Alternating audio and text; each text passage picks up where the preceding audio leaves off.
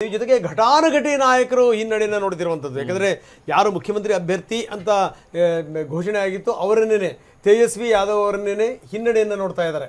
ಈ ಸಂದರ್ಭದಲ್ಲಿ ಅವ್ರ ತಂದೆ ಜೊತೆಗೆ ಒಂದು ಮಹತ್ವದ ಮೀಟಿಂಗ್ ಕೂಡ. ಸೊ ಮುಂದೆ ಏನು ಅನ್ನುವಂಥದ್ದು ಯಾವುದೇ ದಾರಿ ಉಳಿದಿಲ್ಲ ಅಂತಹ ಒಂದು ಸ್ಥಿತಿ.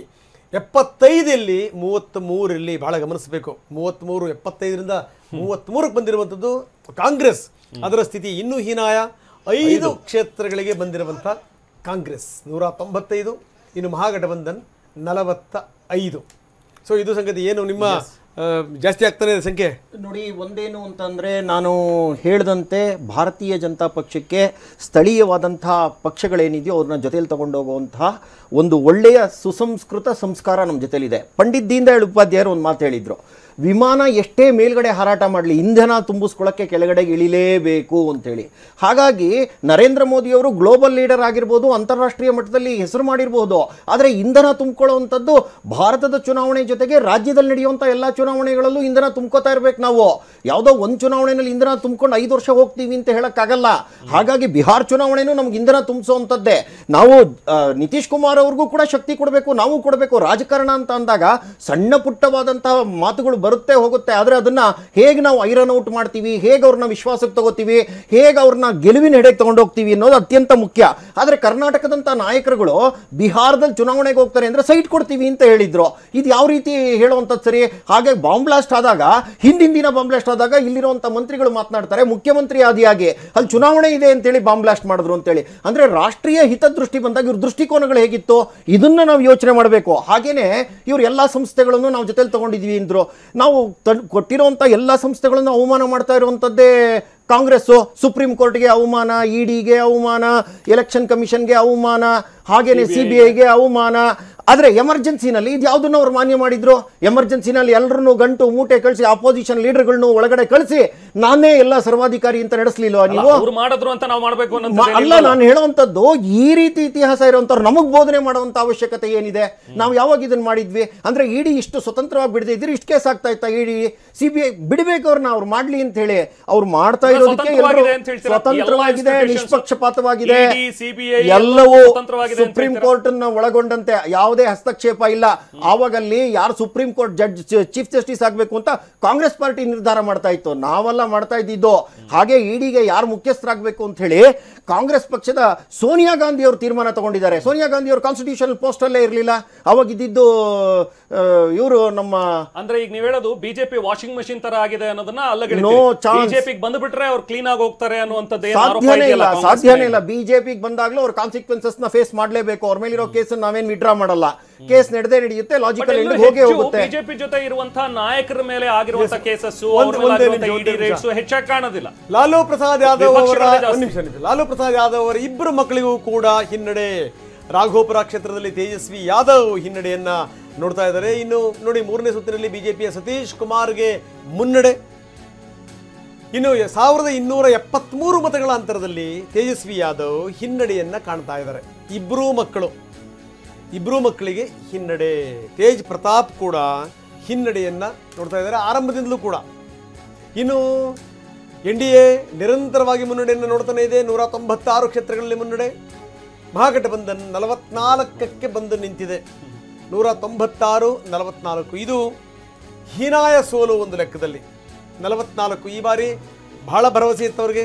20 ವರ್ಷಗಳಲ್ಲಿ ಆಡಳಿತ ನೋಡಿ ಜನ ಬೇಸತ್ತಿರ್ತಾರೆ. ಅತ್ಯಂತ ಸಹಜವಾಗಿಯೇ ಒಂದು ಆಡಳಿತ ವಿರೋಧಿ ಅಲೆ ಇರುತ್ತೆ.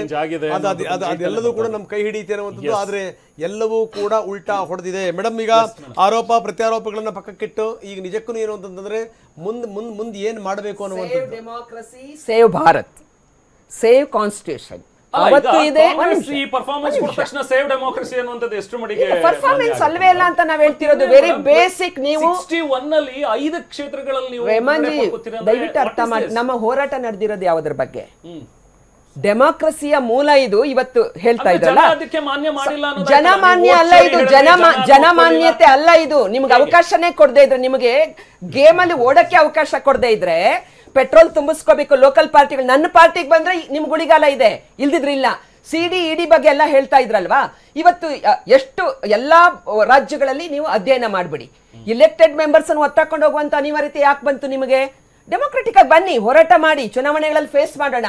ಇವತ್ತಿನ ತನಕ ಇಷ್ಟು ಅಧಿಕಾರ ಕೊಟ್ಟರು ಕೂಡ ಇವತ್ತಿನ ತನಕ ನೀವು ಬೇರೆ ಪಕ್ಷಗಳ ಜೊತೆ ಹೊಂದಾಣಿಕೆ ಮಾಡ್ಕೊಳ್ಳೇಬೇಕಾದ ಅನಿವಾರ್ಯತೆ, ಕರ್ನಾಟಕಕ್ಕೆ ಬನ್ನಿ ನೀವು JDS ಜೊತೆ ಅನಿವಾರ್ಯತೆ ಯಾವಾಗ ಬಂತು? ನಿಮಗೆ ಅಧಿಕಾರ ಪ್ರಾಪ್ತಿ ಅಂದ್ರೆ ಗೊತ್ತಿಲ್ಲ, ನಿಮ್ಮನ್ನು ಒಪ್ಕೊಂಡಿಲ್ಲ ಜನ. ಗೆಲುವಿಗೆ ಏನ್ ಕಾರಣ, ಏನ್ ಹೇಳಿದ್ರಲ್ಲ ತಾವು? ಹೆಂಗೆ ನಾನು ಹೇಳಿದ್ನಲ್ಲ, ಅವ್ರದ್ದು ಹೇಳುವಂತ ನೀತಿಗಳಿಗೂ ಮತ್ತು ಅವರು ತೋರುವಂತ ಅನುಷ್ಠಾನಗೊಳಿಸುವಂತದಕ್ಕೂ ಸಂಬಂಧ ಇಲ್ಲ, ಎಥಿಕ್ಸು ಇಲ್ವೇ ಇಲ್ಲ. ಈಗ ಗ್ಯಾರಂಟಿಗಳನ್ನ ವಿರೋಧ ಮಾಡ್ತೀರಿ, ನೀವಲ್ಲಿ ಕೊಡ್ತಾ ಇದ್ದೀರಿ. ಯಾಕಂದ್ರೆ ಅಲ್ಲಿ ಒಪ್ಕೊಳ್ಳಿ, ಭಾರತ ದೇಶವನ್ನ ಶೋಷಣೆಗೆ ದುಡಿದಿರಿ, ಕಷ್ಟಕ್ಕೆ ದುಡಿದಿರಿ, ನಿಮ್ಮ ಪಾಲಿಸಿಗಳಿಂದ ಉಳ್ಳವರೇ ಆಗ್ತಾ ಇದ್ದಾರೆ. ಒಬ್ಬ ರಾಹುಲ್ ಗಾಂಧಿ ಅವರು ದೇಶದಾದ್ಯಂತ ಇವತ್ತು ಡೆಮಾಕ್ರಸಿಯನ್ನು ಉಳಿಸೋದಕ್ಕೆ ಹೋರಾಟ ಮಾಡುವಂತ ಸಂದರ್ಭದಲ್ಲಿ ಹಾಗಾದ್ರೆ ಮುಸಲ್ಮಾನರನ್ನ ನೀವು ಟಾರ್ಗೆಟ್ ಮಾಡ್ತೀರಿಂದ ದೇಶ ಬಿಟ್ಟು ಬ್ರ್ಯಾಂಡ್ ಮಾಡಬೇಕು. ಮೇಡಮ್, ಈಗ ತಾವು ಹೇಳ್ತಿರೋ ಪ್ರಕಾರ NDA ಗೆಲುವಲ್ಲ, ಕಾಂಗ್ರೆಸ್ನ ಸೋಲಲ್ಲ ಅಂತ ಇರ್ತಾವ. ಅಲ್ಲ, NDA ಗೆಲುವಲ್ಲ, ಕಾಂಗ್ರೆಸ್ನ ಗೆಲುವಲ್ಲ. ಅಲ್ಲ, ಕಾಂಗ್ರೆಸ್ನ ಸೋಲಲ್ಲ. ನೀವು ಆರಂಭದ ಪ್ರಕ್ರಿಯೆ, ನಿಮ್ಮ ಚುನಾವಣಾ ಪ್ರಕ್ರಿಯೆ, ಇಡೀ ECಯನ್ನ ನಾವು ಅವತ್ತು ಟಾರ್ಗೆಟ್ ಮಾಡಿದೀವಿ, ಇವತ್ತು ಟಾರ್ಗೆಟ್ ಮಾಡಿದೀವಿ. ನಿಮ್ಮ ಒಂದು ಹಿಡಿತಕ್ಕೆ ತಗೊಂಡಿದ್ದೀರಾ, ಮಿಸ್ಯೂಸ್ ಮಾಡ್ತಾ ಇದ್ದೀರಾ, ದಬಾವಣೆ ಮಾಡ್ತಾ ಇದ್ದೀರಾ, ದಬ್ಬಾಳಿಕೆ ಮಾಡ್ತಾ ಇದ್ದೀರಾ. ಅಲ್ಲಿ ಫೇವರ್ ನೋಡಿ, ನೀವು ಯಾವ್ಯಾವ ಕಾನ್ಸ್ಟಿಟ್ಯೂಷನಲ್ ಪೋಸ್ಟ್ ಅಲ್ಲಿ ಇದ್ದಂಥವ್ರು ಏನೇನಾಗಿದ್ದಾರೆ ನೋಡಿ, ನೀವು ಅವರ ತೀರ್ಪುಗಳನ್ನು ನೋಡಿ. ವ್ಯತಿರಿಕ್ತ ಒಂದೇ ಅಪರಾಧ ಪ್ರಕರಣಗಳಲ್ಲಿ ಎರಡೆರಡು ರೀತಿಯ ತೀರ್ಪುಗಳನ್ನು ನೋಡಿ. ಅವತ್ತೂ ಇತ್ತು ಈ ಸಮಾಜ ಉಳ್ಳವರ ಇಲ್ಲದವರ ಪರವಾಗಿ ಡಿವಿಷನ್, ಅವತ್ತು ಇತ್ತು, ಇವತ್ತು ಇದೆ. ಬಿಹಾರಲ್ಲೂ ಅದೇ ನಡೀತಾ ಇದೆ. ನಿಮ್ಮ ಜೊತೆ ಬಂದಾಗ ಕ್ಲೀನ್ ಚಿಟ್ ಕೊಡ್ತೀರಾ, ನಿಮ್ಮನ್ನ ವಿರೋಧ ಮಾಡಿದಾಗ ಟಾರ್ಗೆಟ್ ಮಾಡ್ತೀರಾ. ಸೋನಿಯಾ ಗಾಂಧಿ ಅವರ ಬಗ್ಗೆ ಮಾತನಾಡಿದ್ರು. 22 ವರ್ಷ ಒಂದು ನ್ಯಾಷನಲ್ ಪಾರ್ಟಿಯನ್ನು ಮುನ್ನಡೆಸಿದ್ದಾರೆ. ಭಾರತ ದೇಶದ ಪ್ರಜಾಪ್ರಭುತ್ವದಲ್ಲಿ ಈ ಒಂದು ಡೆಮಾಕ್ರಸಿಯನ್ನು ಅರ್ಥ ಮಾಡಿಕೊಂಡು ಎಲ್ಲಾ ನಾಯಕರನ್ನು ಹೋದಂತ UPA 1 and UPA 2 ವಾಜಪೇಯಿ ಅಂತ ಮಹಾನ್ ನಾಯಕರ ಎದುರುಗಡೆ ಅಲ್ಲ, ಅದಕ್ಕೆ ನೀವು ಗಮನ ಕೊಡಬೇಕಲ್ಲ. ಈಗ ಮನಮೋಹನ್ ಸಿಂಗ್ ಬಿಹಾರ ಫಲಿತಾಂಶದ ಬಗ್ಗೆ CM ಪ್ರತಿಕ್ರಿಯೆ ಕೊಟ್ಟಿದ್ದಾರೆ. ವೋಟ್ ಚೋರಿ ಮಾಡಿದಾರಲ್ಲ ಅಂತ ಅಂದ್ರು CM. NDAಗೆ ಇಷ್ಟು ಬಹುಮತ ಯಾಕೆ ಬಂತು? ಇದು ಸಿದ್ದರಾಮಯ್ಯನವರ ಪ್ರಶ್ನೆ. ನಮಗೆ ಯಾಕೆ ಹಿನ್ನಡೆ ಆಗಿದೆ ಅದನ್ನು ತಿಳ್ಕೊಳ್ತೀನಿ. ಜನ ಕೊಟ್ಟ ತೀರ್ಪನ್ನು ಒಪ್ಕೋಬೇಕಾಗತ್ತೆ. ಇದು ಫೈನಲ್, ಇದೇ ಫೈನಲ್. ಜನ ಕೊಟ್ಟ ತೀರ್ಪನ್ನು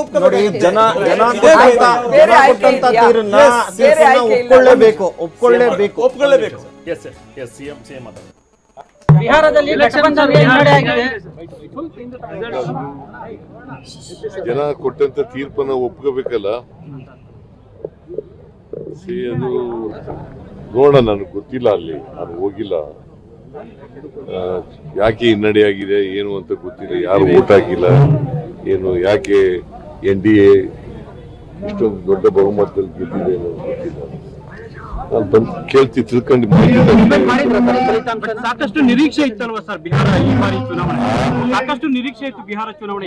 OBC ಮತಗಳ ನಿರ್ಣಾಯಕ ಸರ್, ಹಿಂದುಳಿದ ಮತಗಳ ನಿರ್ಣಾಯಕ ಅಲ್ಲಿ, ಆದ್ರೂ ಕಾಂಗ್ರೆಸ್ ಕೈ ಹಿಡಿದಿಲ್ಲ. ಗೊತ್ತಿಲ್ಲ. ಈಗ ನಿತೀಶ್ ಕುಮಾರ್ ಯಾರು? ಅವನು OBC ಅಲ್ವಾ?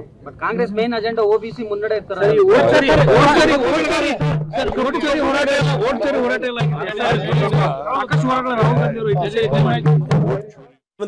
ಮುಖ್ಯಮಂತ್ರಿಗಳ ಮಾತನ್ನು ನಾವು ಕೇಳ್ತಾ ಇದ್ದೀವಿ. ಇದೆಲ್ಲದರ ಜೊತೆಗೆ ರಾಜ್ಯದಲ್ಲೂ ಕೂಡ ಯಾಕೆ ಬಿಹಾರ ಬಹಳ ಇಂಪಾರ್ಟೆಂಟ್ ಆಗಿತ್ತು ಅಂತಂದ್ರೆ, ಬಿಹಾರದ ಚುನಾವಣಾ ಫಲಿತಾಂಶದ ಬಗ್ಗೆ ಇಲ್ಲಿನ ಫಲಿತಾಂಶ ಏನಾದ್ರೂ ಬದಲಾಗುತ್ತೆ ಅಂತ ಹೇಳಿ.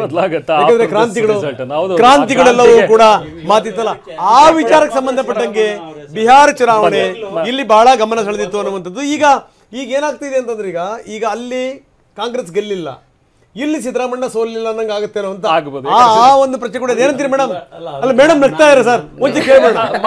ಆ ನಗುವಿಗೆ ಭಾರಿ ಅರ್ಥ ಇದೆ ಸರ್. ಅಲ್ಲ, ನಗುವಿಗೆ ಬಹಳ ಅರ್ಥ ಇದೆ, ಕೇಳಬೇಡ. ನೀವೇ ತಗೋತಾ ಇದ್ದೀರಿ. ಒಂದ್ ನಿಮಿಷ, ನಾನು ಫಸ್ಟ್ ಅದು ಇಲ್ಲಿ beneficiary of this result, election result, Bihar election result ಅಂದ್ರೆ ಸಿದ್ದರಾಮಯ್ಯ. ಯಾಕೆ ಅಂತ ಹೇಳ್ತೀನಿ. ಸಿದ್ದರಾಮಯ್ಯಗೆ ಡಿಸ್ಟೆಬಲೈಸ್ ಮಾಡಬೇಕು ಅಂತ ಹೇಳಿ ಅವ್ರ ಪಾರ್ಟಿಯೊಳಗೆ ನಡೆದಿತ್ತು. ಕಾನ್ಸ್ಪಿರಸಿಗಳು ನಡೆದವು. ನವೆಂಬರ್ ಈಗ ಯಾವುದೇ ಕಾರಣಕ್ಕೂ ಹೈಕಮಾಂಡ್ ಇರಲಿ, ಲೋಕಲ್ ಕಮಾಂಡ್ ಇರಲಿ, ಯಾವ ಕಮಾಂಡ್ ಕೂಡ ಅವ್ರಿಗೆ ಡಿಸ್ಟೆಬಲೈಸ್ ಮಾಡೋಕ್ಕೆ ಹೋಗಲ್ಲ. ಅಷ್ಟು ಶಕ್ತಿ ಹೈಕಮಾಂಡ್ ಬಲ್ಲಿಯೂ ಇಲ್ಲ, ಕಾಂಗ್ರೆಸ್ನೊಳಗೂ ಇಲ್ಲ. ಇದಕ್ಕೆ ಉದಾಹರಣೆ ಹೇಳ್ತೀನಿ ಯಾಕೆ ಮಾಡಲ್ಲ ಅಂದರೆ, ಈಗ ರಾಜಸ್ಥಾನದ ಹಿಂದಕ್ಕೆ Rajesh pilot was chief minister. ಈ ವಾಸ್ ರಿಲೇಟಿವ್ಲಿ ಪವರ್ಫುಲ್ CM. ಅವ್ರಿಗೆ ಎದುರಿದ್ದವರು ಕೂಡ ಅಷ್ಟೇ ಪವರ್ಫುಲ್ ಇದ್ದ ಸಚಿನ್ ಪೈಲಟ್. ಸಚಿನ್ ಪೈಲಟ್ ಅಷ್ಟೆಲ್ಲ ಹೋರಾಟ ಮಾಡಿದ್ರು, ರಾಜೇಶ್ ಪೈಲಟ್ಗೆ ತೆಗಿಲಿಲ್ಲ. ಸೊ ಇಲ್ಲಿ ಗೆಲಟ್ಗೆ ಅಶೋಕ್ ಗೆಲಟ್ಗೆ ತೆಗಿಲಿಲ್ಲ. ಸೊ ಇಲ್ಲಿ Siddaramaiah is a most powerful man and a mass leader. ಅದು ಅನ್ಕ್ವಶ್ಚನಬಲ್, ಯಾರು ಕ್ವಶನ್ ಮಾಡೋಕ್ಕಾಗಲ್ಲ ಅವ್ರ ಮಾಸ್. 8% ವೋಟ್ ಫಿಕ್ಸ್ಡ್ ಇದೆ ಅವ್ರಿಗೆ. ನೀವು ಯಾವ ಪಾರ್ಟಿಗೆ ನಿಂತರೂ 8% ವೋಟ್ ಅವರಿಗೆ ಹೋಗೋದು ಒಂದು. ಎರಡನೇದು, ಎದುರೇನು ರಿವೋಲ್ಟ್ ಅವ್ರ ವಿರುದ್ಧ ಇದು ಮಾಡ್ತಾ ಇದ್ದಾರಲ್ಲ, ಅವರು ಅಷ್ಟು ಶಕ್ತಿಯುತ ಇಲ್ಲ. ಬೋತ್ ಎಲ್ಲ ಥರದಿಂದ ನೀವೇನು ಹೆದರಬೇಡಿ ಅಂತ ಹೇಳ್ತಾ ಇದ್ರಿ ಇಲ್ಲಿ ಕುತ್ಕೊಂಡು ನೀವು. ಹೆದರಲ್ಲ ಸರ್, ಅವ್ರು ಎದುರ್ತಿದ್ರಂದ್ರೆ ಇದು ಯಾಕೆ ಹೇಳ್ತಿದ್ರು, ರಿಯಾಕ್ಷನ್ ಏನಂದ್ರು, ನಿತೀಶ್ ಕುಮಾರ್ ಬ್ಯಾಕ್ವರ್ಡ್ ಅಲ್ವಾ ಅಂದರು. ಸೊ ಅಲ್ಲಿಗೆ ಇದು ನಿತೀಶ್ ಕುಮಾರ್ ಅಂತ, ನಿತೀಶ್ ಕುಮಾರ್ ಬ್ಯಾಕ್ವರ್ಡ್ ಅಲ್ವಾ, ಬ್ಯಾಕ್ವರ್ಡ್ಸ್ ನಿಮ್ಮ ಕೈ ಹಿಡ್ದಿಲ್ಲ ಅಂದಾಗೆ ನಿತೀಶ್ ಕುಮಾರ್ ಬ್ಯಾಕ್ವರ್ಡ್ ಅಲ್ವಾ ಅಂದಾಗ, ಅಂದರೆ ಬ್ಯಾಕ್ವರ್ಡ್ಸ್ ನಿತೀಶ್ ಕುಮಾರ್ ಕೈ ಹಿಡಿದ್ರು, ನನಗೂ ಬ್ಯಾಕ್ವರ್ಡ್ಸ್ ನಿತೀಶ್ ಕುಮಾರ್ ಕೈ, ನನಗೂ ಬ್ಯಾಕ್ವರ್ಡ್ಸ್ ಇಲ್ಲಿ ಹಿಡಿತಾರೆ ಕರ್ನಾಟಕದ ನಿತೀಶ್ ಕುಮಾರ್ ನಾನೇ ಅಂತ. It is warning, it is indirectly it is warning to high command. ಏನ್ ಸರ್, ಆ ಕಡೆ ಮೇಡಮ್ ನಗ್ತಾರೆ, ಈ ಕಡೆ ನೀವು ನಗ್ತೀರಿ. ಕಾಂಗ್ರೆಸ್ಸಿನ ಆಂತರಿಕ ವಿಚಾರದಲ್ಲಿ ನಂದೇನು ಸೇ ಇಲ್ಲ. ಆದ್ರೆ ಒಂದೇನು ಅಂದ್ರೆ ರಾಜ್ಯದ ಜನತೆಯನ್ನ ಅವರು ಅರಾಜಕತೆಗೆ ಮತ್ತೆ ನಾನ್ ಪರ್ಫಾರ್ಮಿಂಗ್ ಗವರ್ನಮೆಂಟ್ ಆಗ್ತಾ ಇದ್ದಾರೆ. ಜನ ಅವ್ರನ್ನ ಆಯ್ಕೆ ಮಾಡಿದ್ದು ಚೀಫ್ ಮಿನಿಸ್ಟರ್ ಬದಲಾಯಿಸಬೇಕಾ ಬೇಡವಾ ಅಂತ ಅಲ್ಲ. ನೀವು ಚೀಫ್ ಮಿನಿಸ್ಟರ್ ಮಾತನಾಡ್ಕೊಳ್ಳುವಂಥದ್ದನ್ನ ಆಂತರಿಕವಾಗಿ ಪಕ್ಷದಲ್ಲಿ ಯಾರು ಬೇಕಾದ್ರೂ ಮಾಡ್ಕೊಳ್ಳಿ. ಆದರೆ ಜನಕ್ಕೆ ಏನು ಮಾಡಿದ್ದೀರಿ ನೀವು? ಜನಕ್ಕೆ ಆಡಳಿತ ಕೊಡೋದು ಬಿಟ್ಟು 136 ಸೀಟ್ ಕೊಟ್ಟು ಅದು 137 138 ಏರಿಸ್ಕೊಂಡು ಕೂರಿಸ್ಕೊಂಡಿರೋರು ನೀವು. ಜನನ ಬಿಟ್ಬಿಟ್ಟು ಬೇರೆ ಎಲ್ಲ ಮಾತನಾಡ್ತಾ ಇದ್ದೀರಲ್ಲ. ಜನಕ್ಕೆ ಮೊದಲು ಆಡಳಿತ ಕೊಡಿ. ಜನಕ್ಕೆ ಅನ್ನಿಸ್ಬೇಕಾಗಿತ್ತು ಅತ್ಯಂತ ಬಲವಾದಂಥ ಆಡಳಿತ ಕೊಟ್ರಪ್ಪ ನಾವು ಇಷ್ಟು ಸೀಟ್ ಕೊಟ್ಟಿದ್ದಕ್ಕೆ ಅಂತ ಅನ್ನಿಸ್ಬೇಕಾಗಿತ್ತು. ಆ ಥರದ್ದೇನು ಮಾಡ್ತಾ ಇಲ್ವಲ್ಲ. ನೋಡಿ, ಅವ್ರು first top of the mind reaction ಗೊತ್ತಿಲ್ಲ ಹೋಗಿಲ್ಲ ಅಂದ್ರೆ, ಗೊತ್ತಿಲ್ಲ ಹೋಗಿಲ್ಲ ಅಂದ್ರೆ ಏನು? ಒಬ್ಬ ಸಿ ಎಂ ಆದವ್ರಿಗೆ ರಿಪೋರ್ಟ್ ಅಲ್ಲೇ ಬರ್ತಾ ಇರಲ್ವಾ ತಕ್ಷಣ ಅಂತ ಎವೇಡಿಂಗ್ ಆನ್ಸರ್. ಅದಾದ್ಮೇಲೆ ತಮ್ಮ ಸ್ಕಿನ್ ಉಳಿಸ್ಕೊಳ್ಳೋದಕ್ಕೆ ಅದು ನಿತೀಶ್ ಕುಮಾರ್ ಹೆಸರನ್ನ ತಗೊಳ್ತಾರ ಅವರು. ಮಾತಾಡೋಣ ಸರ್, ಕಂಟಿನ್ಯೂ ಮಾಡೋಣ ಈ ವಿಚಾರ. ನಮ್ಮ ಪ್ರತಿನಿಧಿ ಪ್ರಮೋದ್ ಬಿಹಾರದಿಂದ ಜಾಯ್ನ್ ಆಗಿದ್ರೆ ಮಾತಾಡೋಣ. ಪ್ರಮೋದ್, ನಾವು ಮಾತಾಡ್ತಾ ಇದ್ವಿ ಇಲ್ಲಿ, ಈಗ ಸಿಎಂ ಅವರ ರಿಯಾಕ್ಷನ್ ಕೂಡ ಗಮನಿಸಿದ್ವಿ. ಸಿಎಂ ಹೇಳ್ತಾ ಇರೋ ವಿಚಾರ ನೋಡ್ಕೊಂಡು ನಂತರ ಮಾತಾಡ್ತೀನಿ ಅನ್ನುವಂಥದ್ದು ಒಂದು ಹೇಳಿದ್ರು. ಜೊತೆಗೆ OBC ಕೈ ಹಿಡ್ದಿಲ್ವಾ ಅಂತ ಹೇಳಿದ ತಕ್ಷಣ ಯಾಕೆ ನಿತೀಶ್ ಕುಮಾರ್ OBC ಅಲ್ವಾ ಅನ್ನೋದನ್ನ ಹೇಳಿದ್ರು.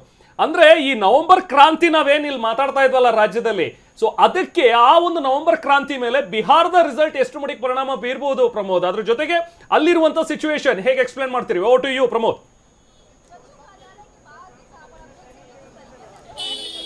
ರೆಹಮಾನ್, ಕರ್ನಾಟಕದ ರಾಜ್ಯ ರಾಜಕೀಯದ ವಿಶ್ಲೇಷಣೆಗಿಂತ ಮೊದಲು JDU ಕಚೇರಿ ಮುಂಭಾಗದ ವಾತಾವರಣ ನಾನು ಸ್ವಲ್ಪ ತೋರಿಸ್ಬಿಡ್ತೀನಿ. ಇಲ್ಲಿ ಈಗಾಗಲೇ JDU ಕಾರ್ಯಕರ್ತರು ಸ್ವಲ್ಪ ಬರ್ತಾ ಇದ್ದಾರೆ, ಹೆಚ್ಚಿನ ಪ್ರಮಾಣದಲ್ಲೇ ಬರ್ತಾ ಇದ್ದಾರೆ. ಈಗಾಗಲೇ ಮುಂದೆಗಡೆ ಪೆಂಡಾಲನ್ನು ಕೂಡ ಹಾಕಲಾಗಿದೆ. ಹೀಗಾಗಿ ಎಲ್ರಿಗೂ ಕೂಡ ಈ ಸ್ವೀಟನ್ನು ಅಂದರೆ ಸಿಹಿ ತಿನಿಸುಗಳನ್ನ, ಮಿಠಾಯಿಯನ್ನು ಎಲ್ರಿಗೂ ಕೂಡ ಕೊಡಲಾಗ್ತಾ ಇದೆ. ಸಹಜವಾಗಿಯೇ JDU ಕಾರ್ಯಕರ್ತರು ಹಿಂದೆಲ್ಲೇ ಕೂಡ ರೆಡಿ ಆಗಿಬಿಟ್ಟಿದ್ರು. ಅನಂತ್ ಸಿಂಗ್ ಅನ್ನುವಂಥ JDU ನಾಯಕನ ನಿವಾಸದಲ್ಲಿ ಸುಮಾರು 1 ಲಕ್ಷಕ್ಕೂ ಅಧಿಕ ಜಾಮೂನ್ ತಯಾರಾಗ್ತಾ ಇತ್ತು, ಲಡ್ಡು ತಯಾರಾಗ್ತಾ ಇತ್ತು.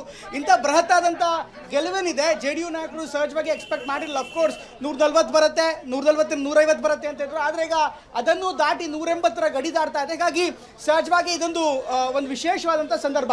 ಇದ್ರ ಜೊತೆಗೆ ಈ ಪೋಸ್ಟರ್ ಇದೆಯಲ್ಲ ರೆಹಮಾನ್, ಈ ಪೋಸ್ಟರ್ ಇದೆ ನೋಡಿ, ಟೈಗರ್ ಅಭಿ ಜಿಂದಾಹೆ ಅನ್ನುವಂಥ ಒಂದು ಪೋಸ್ಟರ್ ನಿಜಕ್ಕೂ ಕೂಡ ಈ ಭಾಗದಲ್ಲಿ ದೊಡ್ಡ ಸಂಚಲನ ಮೂಡಿಸ್ತಾ ಇದೆ. ಯಾಕೆಂದರೆ ಚುನಾವಣೆಗಿಂತ ಮೊದಲು ಸಾಕಷ್ಟು ದೊಡ್ಡ ಪ್ರಮಾಣದಲ್ಲಿ ಚರ್ಚೆ ಆಗಿತ್ತು. ನಿತೀಶ್ ಅವರ ಮಾನಸಿಕ ಆರೋಗ್ಯ, ನಿತೀಶ್ ಅವರ ದೈಹಿಕ ಆರೋಗ್ಯ ಅವ್ರಿಗೆ ಸರಿಯಾಗಿ ನೆನಪಿರಲ್ಲ, ಈ ರೀತಿಯಾದಂಥ ಆರೋಪಗಳನ್ನು ವಿರೋಧ ಪಕ್ಷಗಳು ನೇರವಾಗಿ ಮಾತನಾಡಿದ್ರು. ಆದರೆ ಈಗ ಈ ಪೋಸ್ಟರ್ನ ಹಾಕೋ ಮೂಲಕ ಟೈಗರ್ ಅಭಿ ಜಿಂದಾಹೆ, ಹುಲಿ ಇನ್ನೂ ಬದುಕಿದೆ, ಹೀಗಾಗಿ ನಾವು ಏನು ಮಾಡಬೇಕು ಅದನ್ನು ಮಾಡ್ತೀವಿ ಅನ್ನುವಂಥ ಮಾತನ್ನು ಹೇಳಿದ್ರು. ಜೊತೆಗೆ ಚಚ್ಚಾ ವರ್ಸಸ್ ಬಚ್ಚಾ ಅಂದರೆ ಚಾಚಾ ಚಿಕ್ಕಪ್ಪ ಮತ್ತು ಮಗನ ನಡುವೆ ಅಥವಾ ಪುಟಾಣಿ ಹುಡುಗನ ನಡುವೆ ಒಂದು ಯುದ್ಧ ಅನ್ನುವಂಥದ್ದು ಕೂಡ ಈ ಒಂದು ಚುನಾವಣೆಯನ್ನು ಪೋರ್ಟ್ರೇ ಮಾಡಲಾಗಿತ್ತು. ಈಗ ಇಲ್ಲಿ ಸಂಪೂರ್ಣವಾಗಿ ಅದೇ ಪದಕ್ಕೆ ಅದೇ ಭಾಷೆಗೆ ಉತ್ತರ ಕೊಡ್ತಾ JDU ನಾಯಕರು ನಿತೀಶ್ ಕುಮಾರ್ ಎಲ್ಲಿ ತನಕ ಇರ್ತಾರೋ ಅಲ್ಲಿ ತನಕ ತೇಜಸ್ವಿ ಯಾದವ್ಗೆ ಇಲ್ಲಿ ಅವಕಾಶ ಇಲ್ಲ ಅಂತ ಒಂದು ಮೆಸೇಜನ್ನು ಪಾಸ್ ಮಾಡೋದಕ್ಕೆ ಇಲ್ಲಿ ಮುಂದೆ ಆಗ್ತಾ ಇದ್ದಾರೆ. ನೋಡ್ತಾ ಇದ್ದೀರಿ, ದೊಡ್ಡ ಪ್ರಮಾಣದಲ್ಲಿ ಜನ ಬರ್ತಾ ಇದ್ದಾರೆ. ಅಫ್ಕೋರ್ಸ್ ಪಕ್ಷದ ಬಾವುಟ ಸೇರಿದಂತೆ ಪಟಾಕಿ ಸಿಡಿಸಿ ಎಲ್ಲರೂ ಕೂಡ ಸಂಭ್ರಮ ಪಡ್ತಾ ಇದ್ದಾರೆ. ಹೀಗಾಗಿ ಹಬ್ಬದ ವಾತಾವರಣ ಸಹಜವಾಗಿ ಕಂಡು ಬರ್ತಾ ಇದೆ. ಕಳೆದ 3-4 ತಿಂಗಳಿಂದ, ಇನ್ಫ್ಯಾಕ್ಟ್ 3-4 ಬಾರಿಯಲ್ಲೂ ಕೂಡ ಇಷ್ಟೊಂದು ದೊಡ್ಡ ಪ್ರಮಾಣದ ಗೆಲುವು ಸಿಕ್ಕಿರಲಿಲ್ಲ ನಿತೀಶ್ ಕುಮಾರ್ಗೆ. ಈಗ ಇಂಥ ಒಂದು ಗೆಲುವು ಸಿಗ್ತಾ ಇರುವಂಥ ಸಹಜವಾಗಿ ಖುಷಿ ವಾತಾವರಣ. ಇದು ಕರ್ನಾಟಕದ ಮಟ್ಟಿಗೆ ಹೇಳೋದಾದರೆ ಅಫ್ಕೋರ್ಸ್ ಕರ್ನಾಟಕದ ರಾಜಕೀಯ ಕೂಡ ಬಿಹಾರದ ಚುನಾವಣಾ ಫಲಿತಾಂಶದ ಮೇಲೆ ಅವಲಂಬಿತವಾಗಿತ್ತು ಅನ್ನುವಂಥ ಒಂದು ಖಂಡಿತ ವಿಶ್ಲೇಷಣೆ ನಡೀತಾ ಇದೆ. ಆದರೆ ಕರ್ನಾಟಕದ ರಾಜಕೀಯದ ಈ ಹೇಳಿಕೆಗಳ ರಾಜಕೀಯಗಳೇ ಆಗಿತ್ತು. ಆದರೆ ಇಲ್ಲಿ ಚುನಾವಣಾ ರಾಜಕೀಯ, ಬಿಹಾರದ ರಾಜಕೀಯನ ನೋಡ್ತಾ ಇದ್ರೆ ಇಲ್ಲಿ ತಳಮಟ್ಟದಿಂದ ಬೇರೆ ರೀತಿಯಂಥ ತಂತ್ರಗಾರಿಕೆಯನ್ನು ಬಹುತೇಕ NDA ಮಾಡಿದೆ. ಯಾಕೆಂದರೆ NDA ಮತ್ತು ನಾವು ಮಹಾಗಠಬಂಧನ್ ಬಗ್ಗೆ ಪ್ರತಿ ಬಾರಿ ಕೂಡ ಮಾತಾಡ್ತೀವಿ. ಆದರೆ ಒಂದು ವಿಚಾರವನ್ನು ನಾವು ಮರೆಯೋದಂದ್ರೆ ರೆಹಮಾನ್, ಕೇವಲ ವಿಷಯಗಳಷ್ಟೇ ಆಗಲ್ಲ, ಅಂತಿಮವಾಗಿ ಜನ ಬಂದು ವೋಟ್ ಹಾಕಬೇಕು, ಅದಕ್ಕೆ ಬೇಕಾದಂಥ ಒಂದು ಸಂಘಟನೆ ಮಾಡಬೇಕು. ಎಸ್ ಪ್ರಮೋದ್ ನಿಮ್ಮ ಧ್ವನಿ ಸರಿ ಕೇಳ್ತಾ ಇಲ್ಲ, ಮತ್ತೆ ನಿಮ್ಮನ್ನು ಸಂಪರ್ಕ ಮಾಡುವಂಥ ಪ್ರಯತ್ನ ಮಾಡ್ತೀವಿ. ಅಲ್ಲಿ ಪ್ರಮೋದ್ ಅಲ್ಲಿ ಯಾವ ರೀತಿ ಸಂಭ್ರಮಾಚರಣೆ ಇತ್ತು ಅದನ್ನು ತೋರಿಸುವಂಥ ಪ್ರಯತ್ನವನ್ನು ಮಾಡ್ತಾ ಇದ್ರು. ನಾವು ನೋಡ್ತಾ ಇದ್ದೀವಿ JDU ಕಚೇರಿ ಮುಂಭಾಗದಲ್ಲಿ ನಮ್ಮ ಪ್ರತಿನಿಧಿ ಇರುವಂಥದ್ದು. ಶಂಖವನ್ನು ಊದಿ ಅಲ್ಲಿ ಸಂಭ್ರಮಾಚರಣೆ. NDA 192 ಕ್ಷೇತ್ರಗಳಿಗೆ ಬಂದಿದೆ. 47 ಕ್ಷೇತ್ರಗಳಲ್ಲಿ ಮಹಾಗಠಬಂಧನ್ 192, 47, RJD 32, ಕಾಂಗ್ರೆಸ್ 8 ಕ್ಷೇತ್ರಗಳಲ್ಲಿ. ಇನ್ನು 192 ಕ್ಷೇತ್ರಗಳಲ್ಲಿ NDA. BJP ಅತ್ಯಂತ ದೊಡ್ಡ ಪಕ್ಷವಾಗಿ ಹೊರಹೊಮ್ಮಿರುವಂಥದ್ದು. 83 ಕ್ಷೇತ್ರಗಳಲ್ಲಿ BJP, JDU 80 ಕ್ಷೇತ್ರಗಳಲ್ಲಿ, ಅಂದರೆ 101, 101ರಲ್ಲಿ ಸ್ಪರ್ಧೆ ಮಾಡಿದ್ರಲ್ಲ. ಸೊ ಇಲ್ಲಿ ಇದನ್ನು ಗಮನಿಸಬೇಕು, ಇದನ್ನ 83, 80 ಜೊತೆಗೆ ನೋಡಿದ್ರೆ ಮಿತ್ರ ಪಕ್ಷಗಳಿಗೂ ಕೂಡ ಅವ್ರು ಹಂಚಿದಂಥ ರೀತಿ, ಅದಕ್ಕೆ ಸರಿಯಾದಂಥ ರೀತಿಯಲ್ಲಿ ವರ್ಕ್ ಮಾಡಿರುವಂಥ ಬಗ್ಗೆ, ಇದೆಲ್ಲದರ ಓವರ್ ಆಲ್ ರಿಸಲ್ಟ್ ತುಂಬ ಸ್ಪಷ್ಟವಾಗಿ ಇಲ್ಲಿ ಕಾಣ್ತಾ ಇದೆ. 83, 80, 22, 4, 3. ಸೊ ಇದು